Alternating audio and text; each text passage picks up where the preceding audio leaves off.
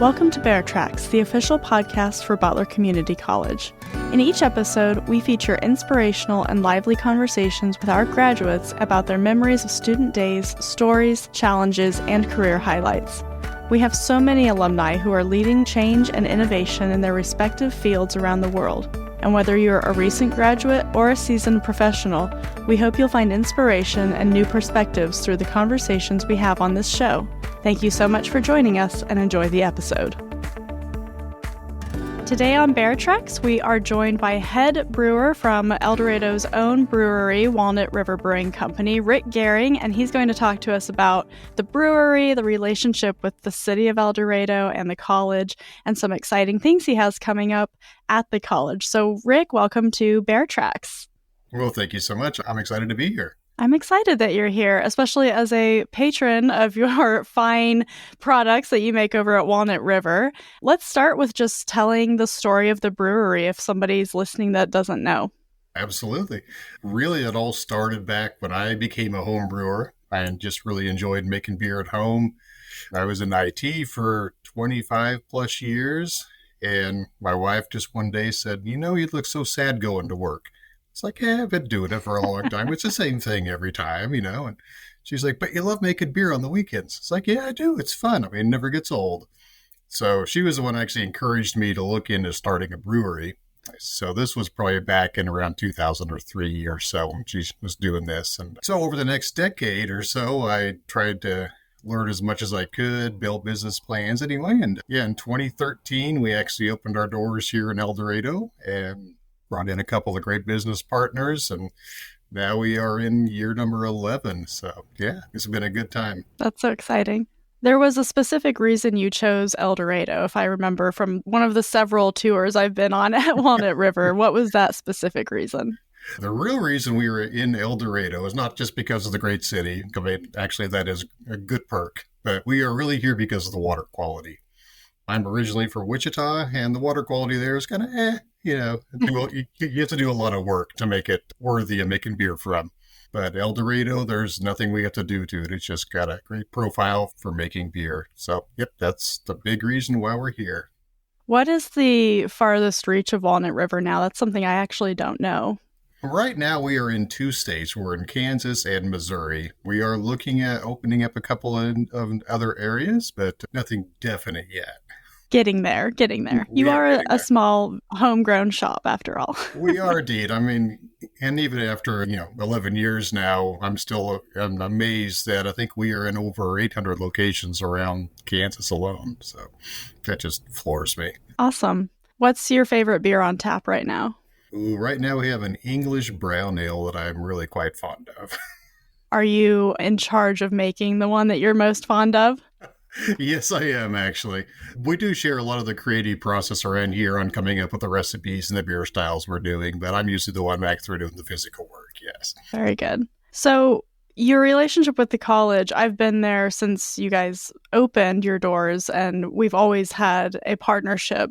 I work in the foundation. You've given tours and tastings and all kinds of things to our benefit auction that we hold every year.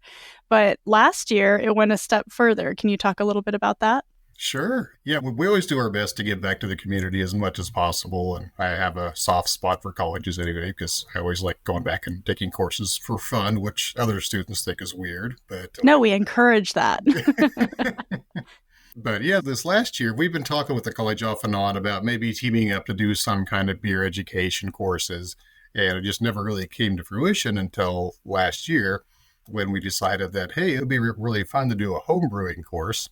So we tried it the first time this last spring, and actually it worked out really well. It was a great introduction I think we had 6 people in the class, and it was a great introduction to not knowing anything about brewing to them doing a fairly advanced brew by the end of it.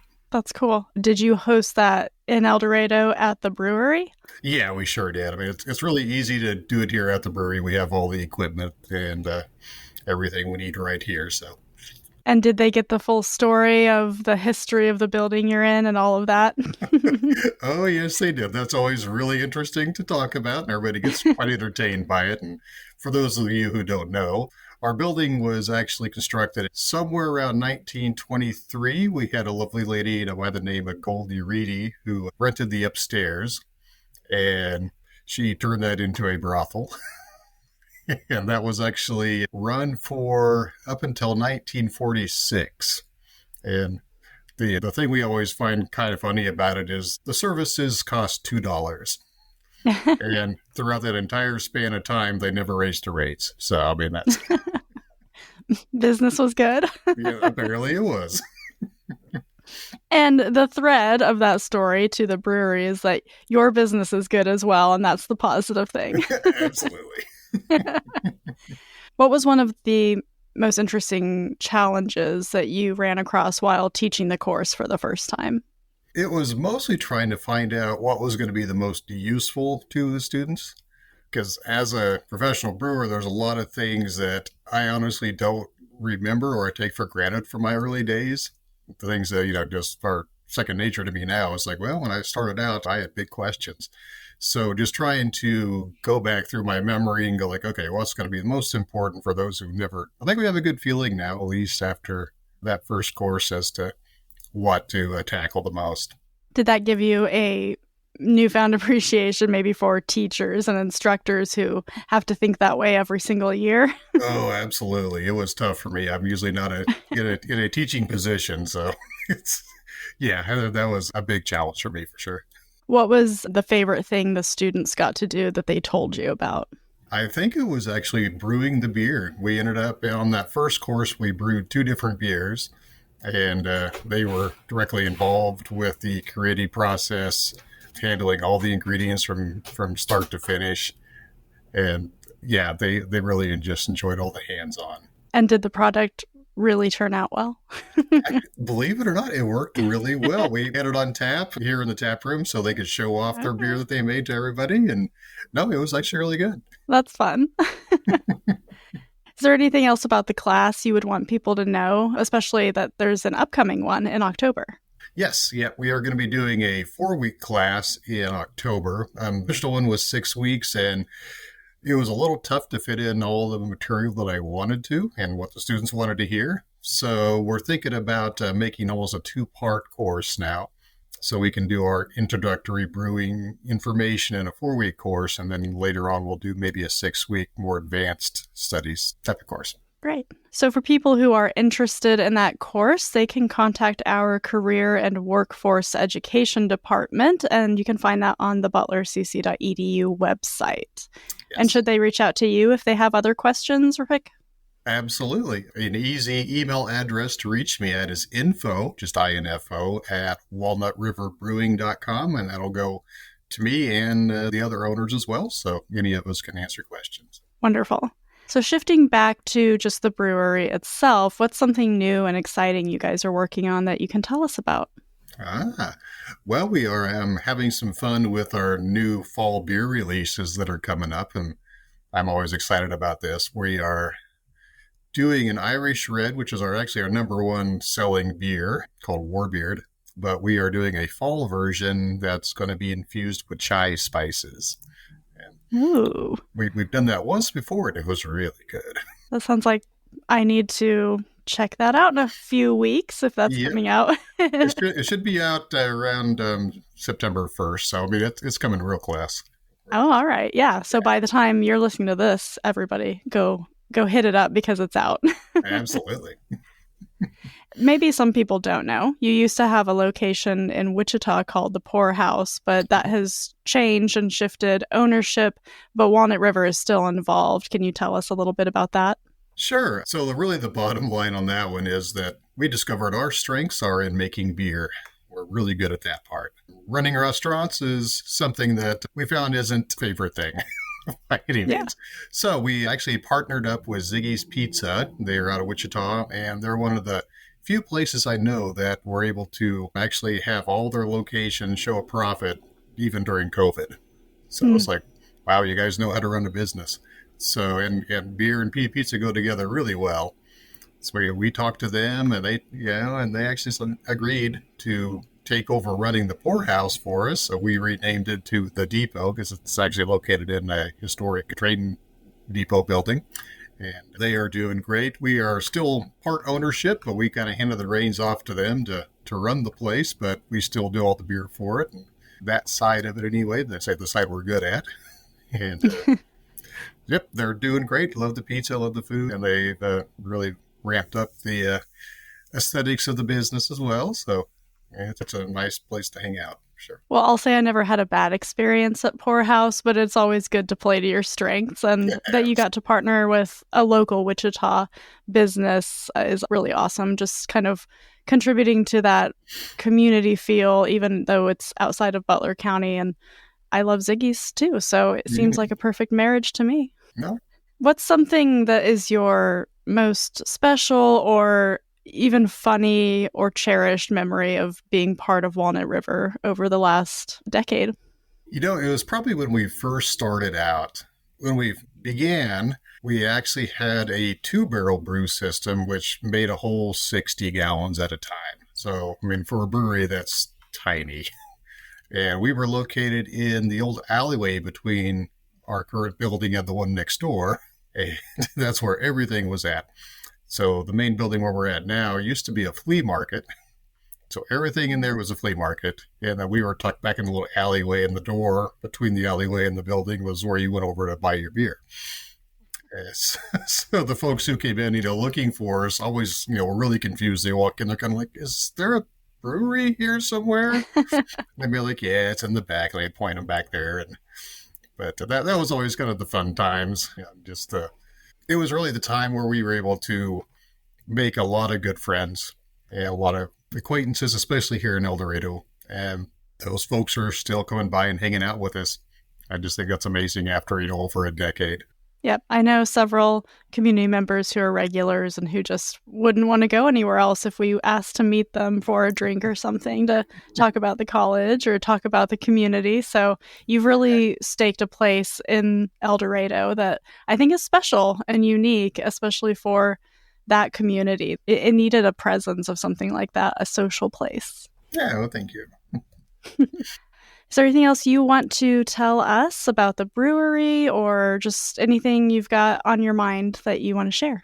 So for our homebrewing class, one of the things that I really encourage is if anybody out there is just interested in learning homebrewing, it's one of those things that becomes addictive, I think, especially if you're one of those folks who are very creative but also scientifically minded, because there is as much art as there is science in making beer.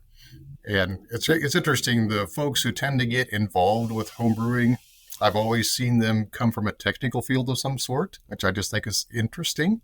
We've had doctors, lawyers, a lot of engineers and chemists. It's interesting to see, but that doesn't mean you have to have that kind of background to do it.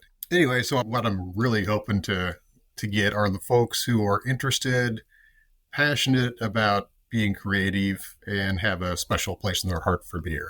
Absolutely. And you're in the lab right now. Is there any, Yes. Is that part of the class? Is that something they would be experiencing, kind of more about that scientific side you were talking about? Mm-hmm. Yep, absolutely. We spend a lot of time in here looking into the microscope at our yeast. That's a big part of being a professional, unfortunately, is you do have to do that kind of detail work. It's fun, though. It's a lot of fun. Yeah, absolutely. And remind me again, how long is the class this time going to be? This will be a 4-week class for what we're looking at in October. We are going to be doing kind of an introductory course where we will actually brew a beer from extract, which is kind of how all the home brewers get started. But it's really about learning the procedures, how to clean and sanitize things correctly. Then we actually make a beer you get to take home with you.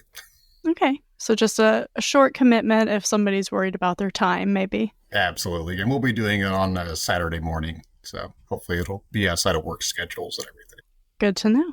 So as we get ready to close out here a little bit, you've been working with the college now since the brewery opened and in a really meaningful way with the course. What can you speak to about the impact Butler has on the community of El Dorado and the county as a whole? Well, I've seen a lot of things come out of the college since we've been here. A lot of our patrons are staff and students over at the college. And what I've seen them do is give back to the community. I mean, even through just the football program over there, I've taken I don't know how many courses and still enjoy going. But yeah, they're always giving back to the community and supporting us, and we do our best to support them right back. Awesome. That's what it's all about. It's the community and community college. Absolutely. Well, I'll have you plug where to contact you one more time about the class, and then I will wrap us up. Any questions for me about the class? You're welcome to email me at info at walnutriverbrewing.com, and I will try to get back to you as soon as I can. And if you want to go directly to the college, it's Career and Workforce Education. They're on the website. Their office is in our Andover campus, so if somebody wants to physically go visit them, they're located on 13th Street in Andover. And Rick, thank you so much for taking time to talk about the upcoming course and all the great things that Walnut River is doing and will continue to do in the future. Thank you for having me today. I really enjoyed it. Thanks for listening to Bear Tracks, the official podcast of Butler Community College.